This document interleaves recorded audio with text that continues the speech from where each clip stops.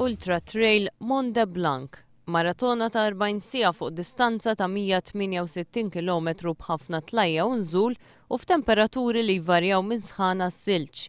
L-atleta Nathan Farrugia rnexxielu jikkwalifika għal dik li qed tissejjaħ bħala l-iktar tellieqa diffiċli tal-Ewropa.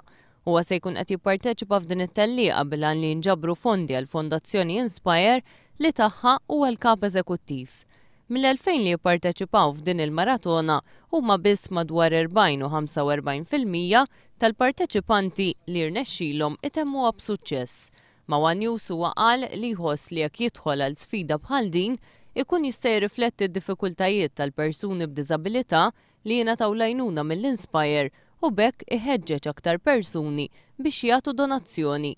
Bħalissa problema partikolari hi l-inkwiet tal-ġenituri se jiġri mit-tfal tagħhom meta huma jiġu nieqsa u min se jieħu ħsiebhom.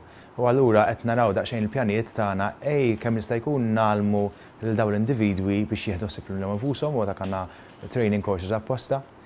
Kif ukoll qed nindagaw ftit kif nistgħu flimkien ma' stakeholders oħrajn nsibu soluzzjonijiet long term għall problema ta' independent living. Huma diversi l-kumpaniji lokali li se jkunu qed jappoġġjaw din il-kawża nobbli. Bħala kumpanija dejjem hemm minna li ngħinu nagħtu kontribuzzjoni tagħna f'kawżi ġusti bħal dawn, għalhekk din id-darba ħanajnu lil Nathan Farrugia għall-isfida li dieħel għaliha Gevol Charity Challenge billi nisponsorjaw bil-prodotti Gevol biex nagħmlu l-isfida tiegħu ftit aktar faċli u ngħinu biex jinġabru fondi b'ris l-Inspire Foundation. Il-maratona tibda fit-30 ta' Wissu u d-donazzjonijiet jistgħu jsiru permezz ta' SMS, permezz ta' Facebook u wkoll billi ntbaċċek lill-Fondazzjoni Inspire li tgħin il fuq minn 1000 tifel, tifla u adulti b'diżabilità.